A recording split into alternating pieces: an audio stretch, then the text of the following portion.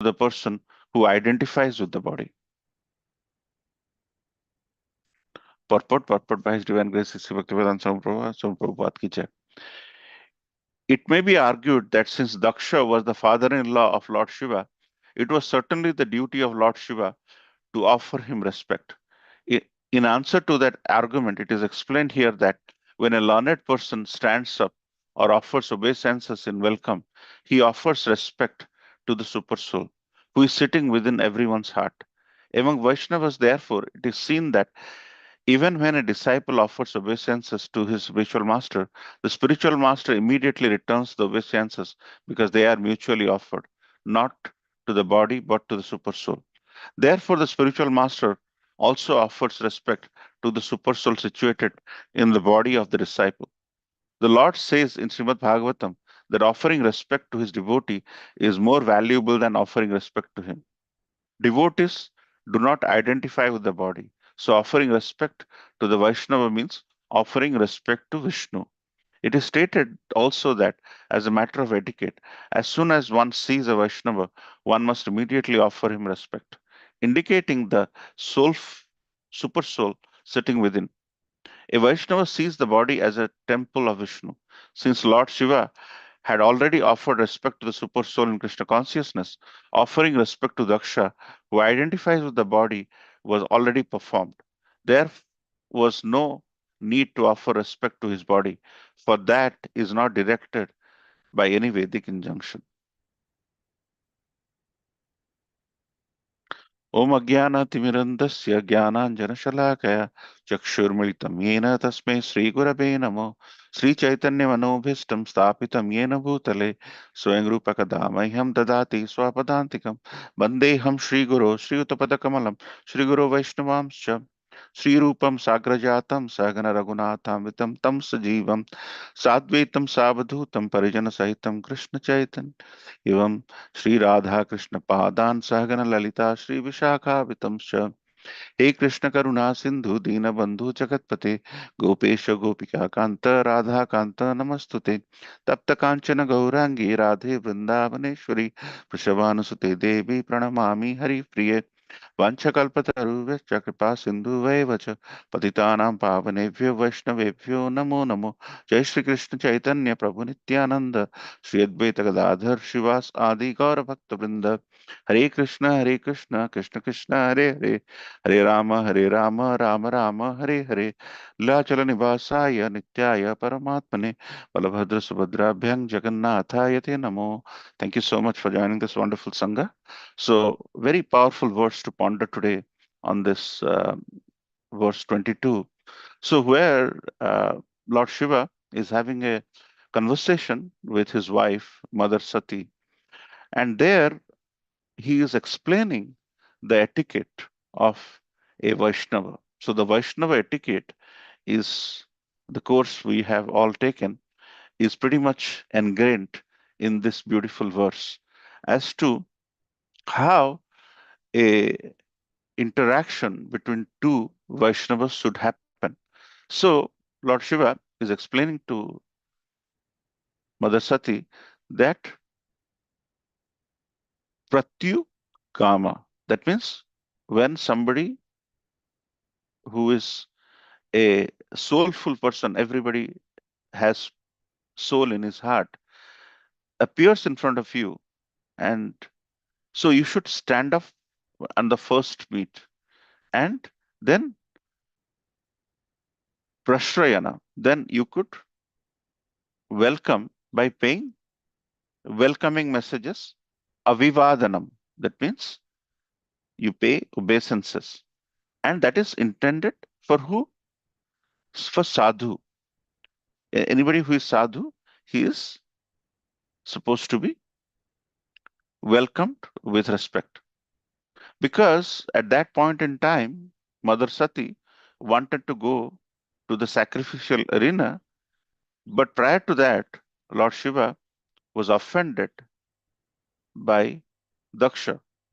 But Mother Sati, knowing the socialistic way of thinking, have understood that her husband was misbehaved, by her own father, but as her sisters, as all the devas and devatas were all going to that sacrificial arena, Mother Sati was trying to convince or rather persuade Lord Shiva about her intent to go there in spite of her husband being misbehaved few moments back.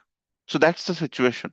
And in that situation, Lord Shiva is explaining to Mother Sati that Sati, I did welcome your father-in-law, and and in the sense that if you think about social aspect, Lord Brahma, from Lord Brahma, Daksha was progenited, and Daksha, Prajapati Daksha, created all the prajas, and all the living beings in this world at this moment have eventually come from Manu and that thing through Daksha, who is the Prajapati.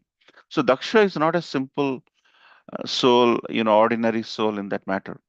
And also from the forehead uh, of Brahmaji, when Brahmaji uh, was procreating, Rudra or Lord Shiva has come. So in a way, from a social perspective, Daksha and Shiva, they are at a similar generational uh, level. And then Lord Brahma sought Sati's hand from Daksha for Shiva's wedding. So in a way, Lord Brahma negotiated the wedding by persuading that Sati be married to Daksha's daughter Sati be married to Lord Shiva. And Daksha, looking at the external aspects of Lord Shiva, was not happy with the wedding because he was constantly looking at, Lord Shiva is always, there is a snake around his neck, there is ash in his body. So he was not very happy. So he was trying to paint a, picture where he could hurl abuses at Lord Shiva. But he is very intelligent as well. He was not trying to hurl abuse when Lord Shiva and he are alone, isolated. So he was looking for a perfect situation, and he and this is a very typical. From this episode, we learn so many things, and we're going to go into that a little bit here. So when we like something, we like him in public, but when we have challenges with him, a typical corporate or typical social uh, consideration is if you are having challenging relationship, you shell it in private. But Daksha was not trying to be a constructive criticism person. He wanted to be destructive. So he was looking for ways wherein he could hurl abuses and make sure that he substantiate his view that Lord Shiva is inferior. As Lord Brahma, who is actually the father of Daksha, he didn't stand up. It is understood that he is elder and he did not stand up.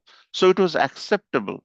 However, Lord Shiva sitting beside Brahma, not standing up, did not go well because Daksha, for the reason I just mentioned, they are of the same generational level under Lord Brahma.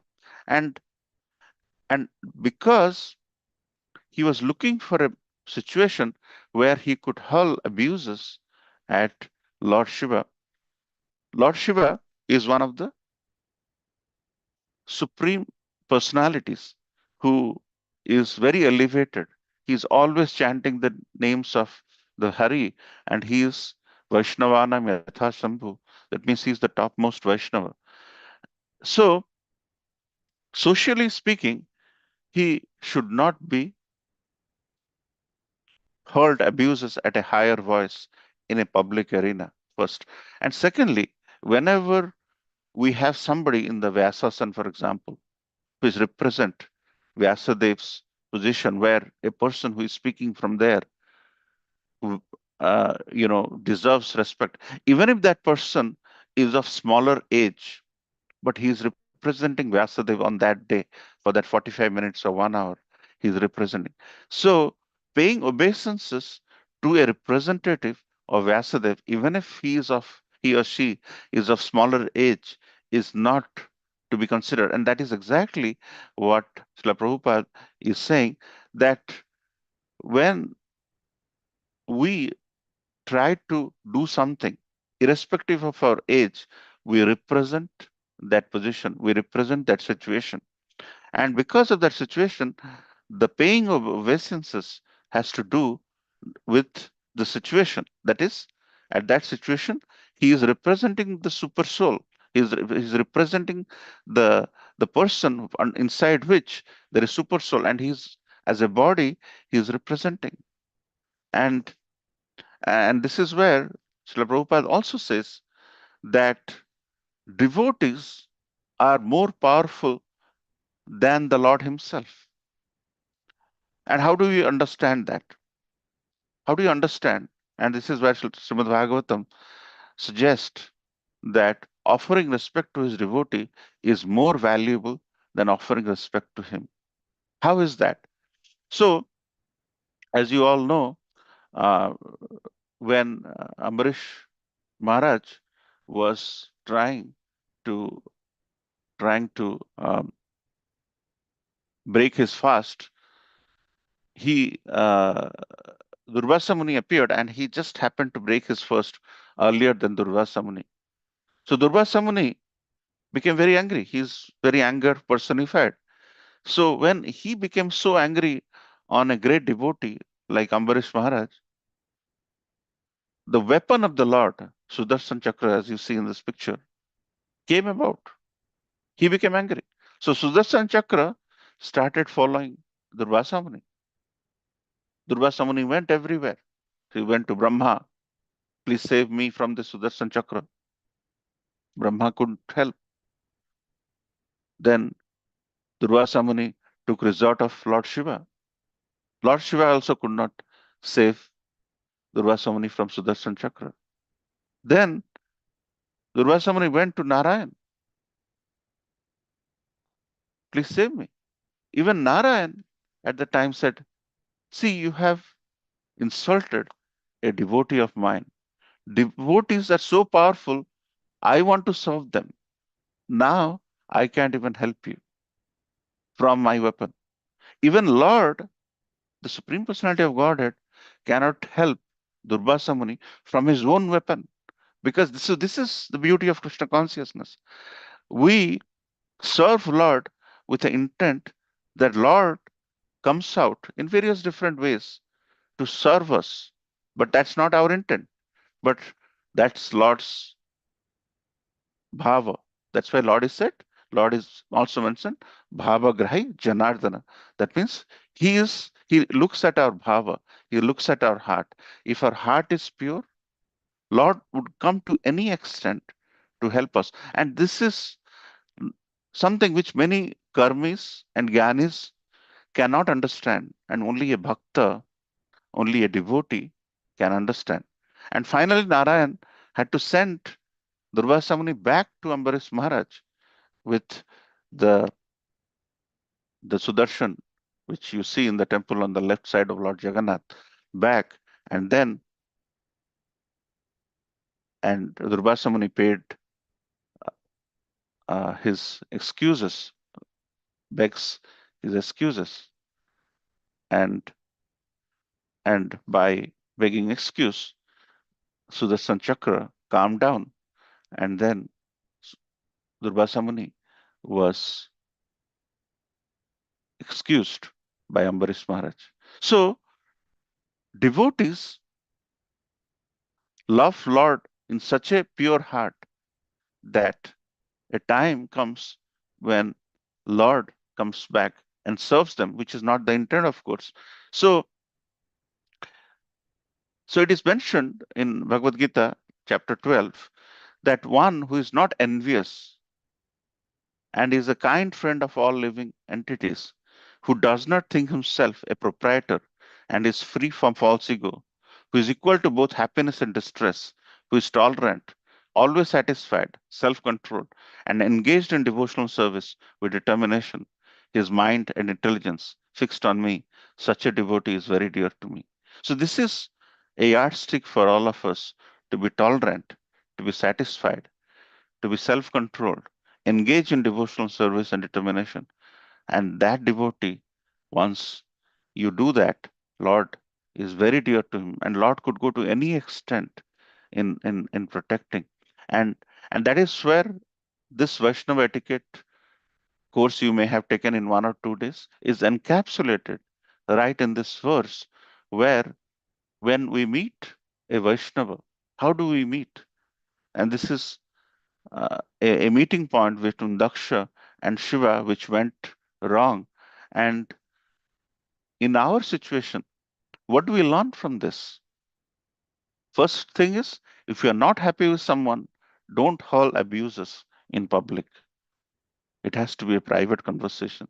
So, this is a very classic learning lesson for all of us, socially speaking, from a corporate setup speaking, and for anything wherein if we really want to make progress in our life, how not to behave is exemplified by Lord Shiva's interaction with Daksha.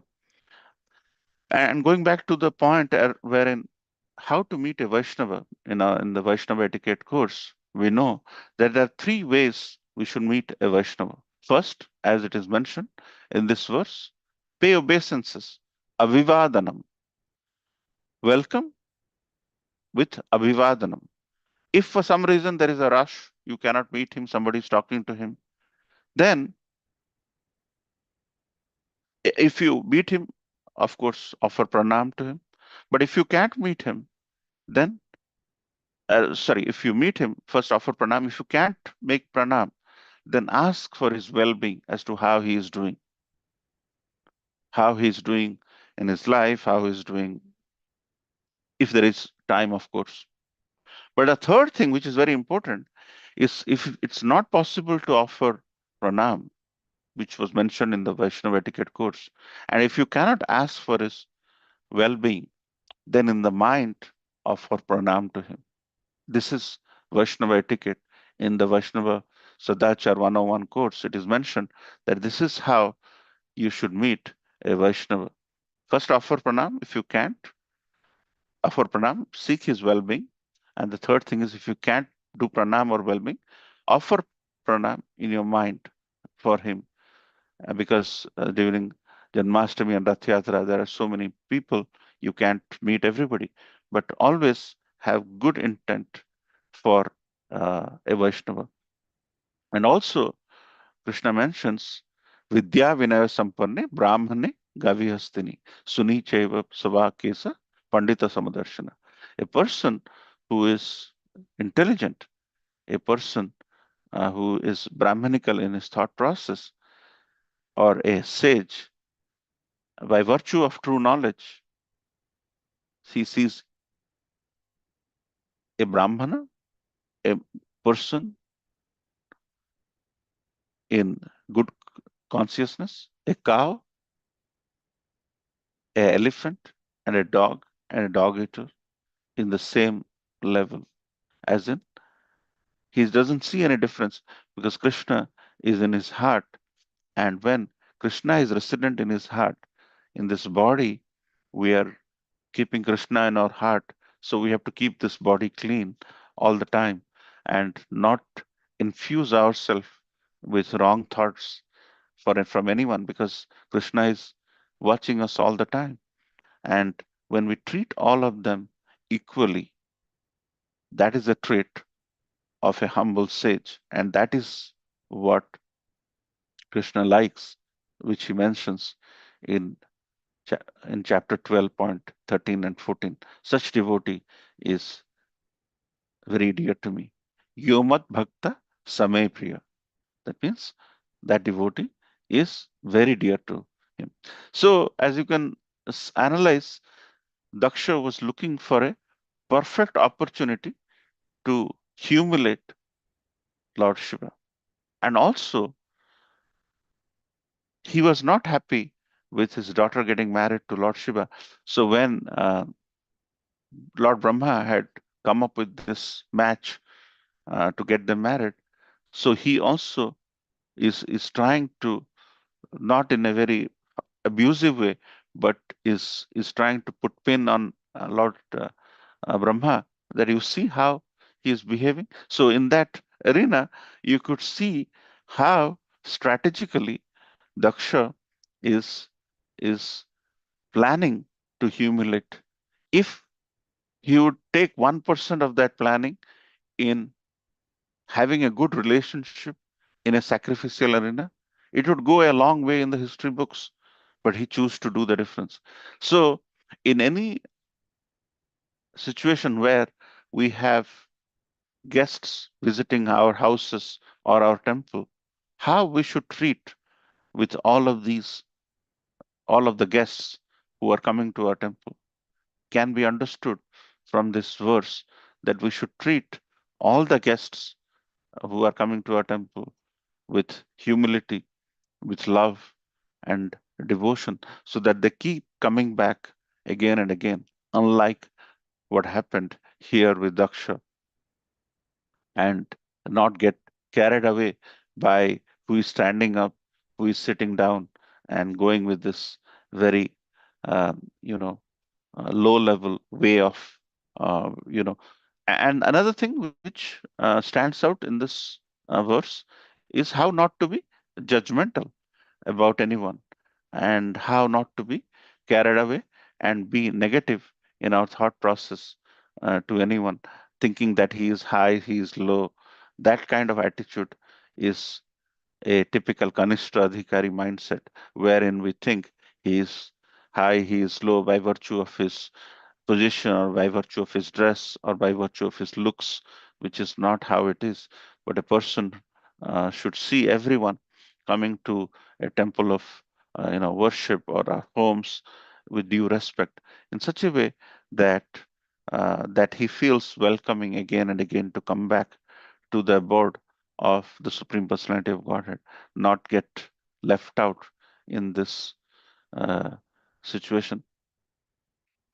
And finally, the social tendency that whenever we have our elderly parents and we pay obeisances, our parents recognize that we are their kids. So for a moment, they can understand that. But when we have a sadhu or a sannyasi who have come, and who may be very young for that matter, and and that is where Srila Prabhupada mentions in the purport that in Vaishnava tradition, when a disciple offers obeisances to the spiritual master immediately returns the obeisances, because they are mutually respect to the super soul situated in the body of the disciple. So when you see the interaction of several sadhus from our movement, which is going on right now, you see the camaraderie and the mutual respect for the sadhus. And when you see that, it leaves a very strong impact on the disciples, because they see how respects are exchanged between two great souls. And seeing that uh, delivered in front of your eyes, it makes our confidence level on Krishna consciousness more and more, because when what you read in black and white is put to practice, it goes a long way in giving confidence to us as sadhakas, and keep pursuing the path of devotion with mutual respect. So, uh, and also in this verse, there is references to the Vedic injunction, but beyond that, how socially we may be higher or lower. And in this a relationship in the family thing. You might have a person who is of the higher generation than you, but actually in age, he is of a lower generation. But the Vedic injunction says that we should respect that person from the higher generation, even if that person from the higher generation is of lower age than you, because he carries the respect of the upper generation. But any respect we end up giving is mutual. If we undermine that and try expecting more respect than we have given, a time will come, it will become a shallow relationship. There is no love. Just bending down is just not giving respect. The respect should come from the heart, which was not the case in this sacrificial arena. So, a lot to learn from this, how to do Vaishnava Sadachar, how to welcome a Vaishnava or a devotee, or and how uh, Daksha should have behaved differently. And that culminated into so many curses and counter curses that culminated into Nandeshwar, Lord Shiva's devotee, getting hurling abuses at Brahmanas and then counter curses after that. So it is not a good situation which Daksha made by becoming angry in front of everybody. So keep anger, minimize anger, and that goes a long way in controlling the mood of the situation whimsically, not hurl abuses just because you think that's the right thing to do. Be situational in your ability to showcase emotions and control what is controllable. So with that, I'd like to end today's discussion. A lot to unpack from this very powerful verse of how to interact, how to behave, how to give respect in this beautiful verse. Thank you so much for your kind attention. Srila Prabhupada ki jai. Hare Krishna. Jai. Thank you, Hema Prabhu. We'd like to wish everybody a safe and Krishna conscious day ahead. And we'd like to offer our prayers to the Supreme Lord by chanting Hare Krishna, Hare Krishna, Hare Krishna, Hare Krishna, Krishna, Hare Hare Hare Rama, Hare Hare Rama, Rama, Hare Rama Rama, Rama, Hare Ram, Hare, Hare Hare, Hare Krishna, Hare Hare Krishna, Krishna, Krishna, Krishna, Hare Krishna, Hare. Hare Hare, Hare Hare Ram, Hare Rama, Hare Ram, Rama, Hare Hare Rama Ram, Rama, Ram Rama, Hare Ram, Hare, Hare Hare Hare, Krishna, Hare Krishna, Hare Hare Krishna, Krishna, Krishna, Krishna, Hare Krishna, Hare. Hare Hare, Hare Ram, Hare Hare Rama, Ram, Hare Ram Rama, Rama Rama, Hare Ram, Hare. Hare Hare. Jai Nrsimha, Jai Nrsimha, Jai Jai Narasimha, Jai Jai Nrsimha, Narasimha, Prahlade, Prahlade, Shaya Jai Padma, Padma, Padma, Padma, Ugra Veera Veneram Mahavishram Mahavishram Jalandam Jalandham Sarvadomukam Nrsingham Narsimham Vishnu Vishnam Bhakti Bhadram Vishnu Murtyomurtyunamabhigam. Nrsimha Bhagwan ki jai, Gyan ki Jai, Jai, Maharaj Lord Maharaj ki jai. ki Jai. Jai, Let's offer our humble obeisances to all Obeisance the to all the assembled assembled Vaishnavas. Vancha Vancha Kalpatarupasya kalpatarubhasya Kripa kripa Sindhubhya sindhubhya patitanam Patidanam pavanebhyo Pavanebhyo Vaishnavibhyo Vaishnavibhyo Namo Namo Namaha Namaha Vaishnavita ki Vaishnavanda jai. ki Jai. Jai, Granthar Srimad Bhagavatam ki jai, Srila Jai, Prabhupada ki jai. Ki Gaur Jai. Jai, Bande. Inde Hari Hari Bol. Hari Hari Bol. Thank you, everybody. Hari Bol, Hare Krishna. Hare Krishna.